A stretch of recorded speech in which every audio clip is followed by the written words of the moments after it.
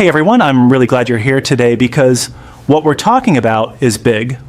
The Trump administration has just announced a major shakeup at the Social Security Administration, and this isn't just a matter of a few minor tweaks or paperwork adjustments.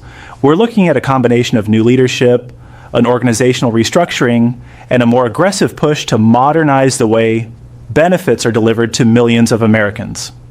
On top of that, there's a brand new rule set to take effect at the end of September that directly changes the way some people actually receive their monthly payments. Put all of this together, and it's a lot to process. It deserves to be broken down piece by piece so it makes sense in the context of real, everyday life. Now let's get into the first headline that everyone is talking about. The leadership at the Social Security Administration is changing in a big way. Frank Bignano has stepped in as commissioner, and under his direction, a completely new team is taking shape. It's natural to wonder. New names in Washington, sure. But what does that actually mean for you and me? That's a fair question because the truth is, leadership matters more than most of us realize. The way people at the very top decide to structure policies and priorities eventually trickles down into how quickly your phone call is answered, how efficiently your application is processed, how smoothly the online system runs, and even how consistently your monthly payment shows up in your account. So, who are the new figures we should be paying attention to? We've got Chad Poe stepping in as Chief of Staff and Chief Risk Officer, Karen Glenn as the Chief Actuary, and Nicholas Pine as the Chief Communications Officer. Now, those titles might sound like bureaucratic jargon, but let's translate them into what they actually mean for real people.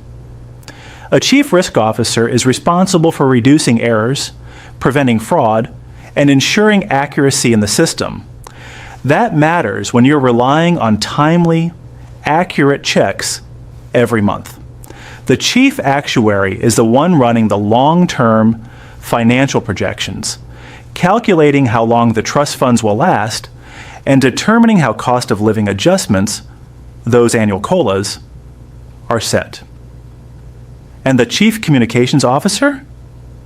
That role is about making sure clear and reliable information actually reaches the public instead of leaving people in the dark with confusing government language. So even though the titles feel like Washington speak, their decisions can ripple right into your daily life.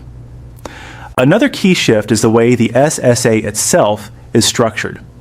Instead of keeping decision-making locked up at the very top, the new approach is to push more authority down to the local level, into field offices and processing centers where ordinary people interact with the system. Think about how frustrating it can be when you show up to a local office, explain your problem, and are told, "Sorry, we have to send that up the chain." This restructuring aims to change that dynamic.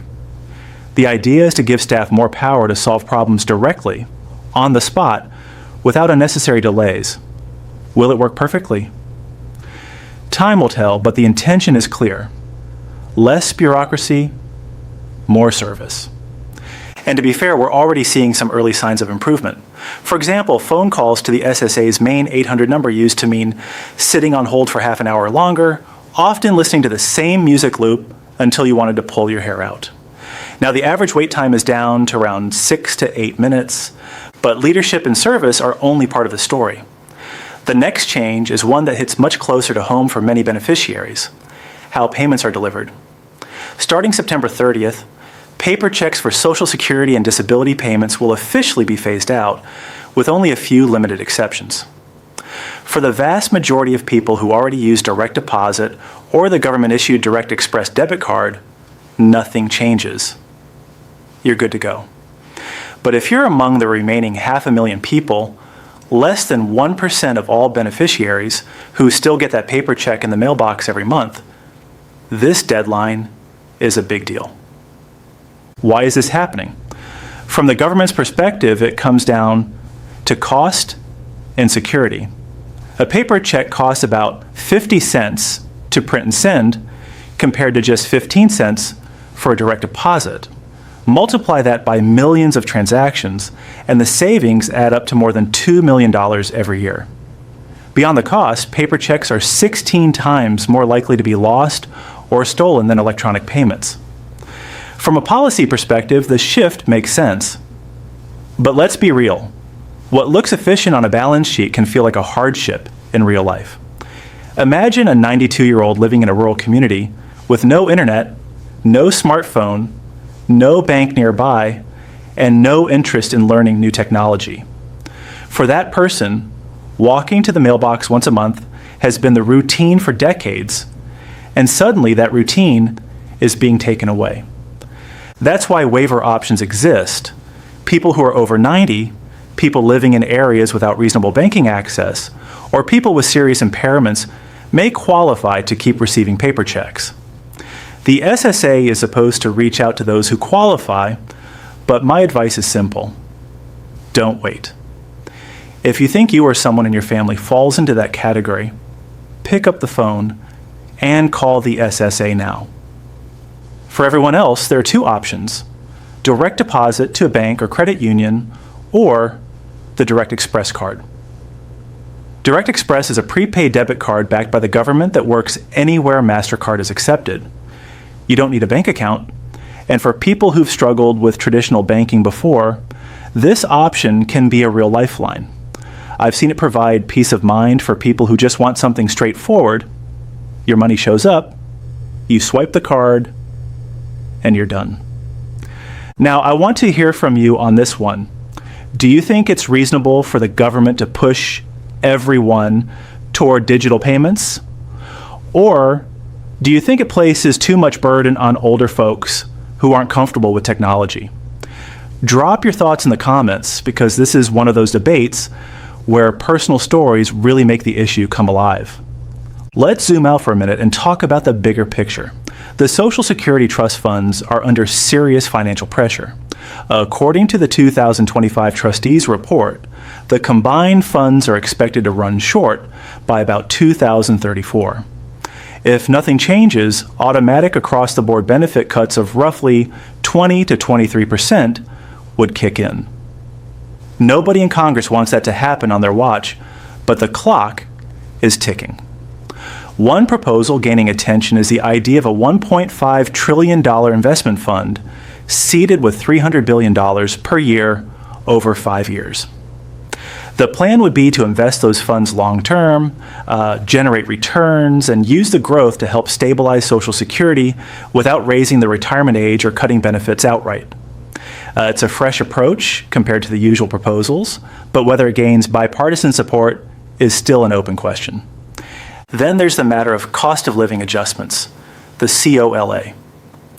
For 2025, the COLA is set at 2.5%, with projections for 2026 around 2.6 to 2.7%. On paper, that looks steady, but talk to anyone buying groceries, paying rent, or filling prescriptions, and they'll tell you those percentages don't come close to keeping up with reality.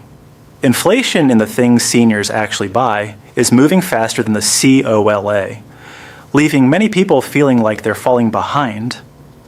That's why some lawmakers are proposing a guaranteed minimum COLA of 3% every year to make sure seniors don't get squeezed during times of low official inflation.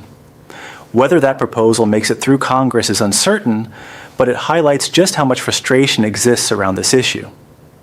When you step back and put all of this together, the leadership changes, the restructuring of local offices, the shift away from paper checks, the looming trust fund challenges, and the debate over COLAs, you start to see the bigger pattern. Social Security is being pulled, sometimes reluctantly, into the 21st century. Some of these changes feel like improvements: shorter wait times, more efficient online systems, and better communication. And others feel more disruptive, like forcing people off paper checks or worrying about the long-term solvency of benefits. But the common thread is that the system has to evolve in order to survive. And I'll ask again because it really matters. Are you feeling hopeful about these changes, or are you more worried? Do you believe the new leadership can make a real difference? Or do you think this is just another reshuffle that looks good on paper, but changes little in practice? Share your perspective, because this conversation is bigger than one person.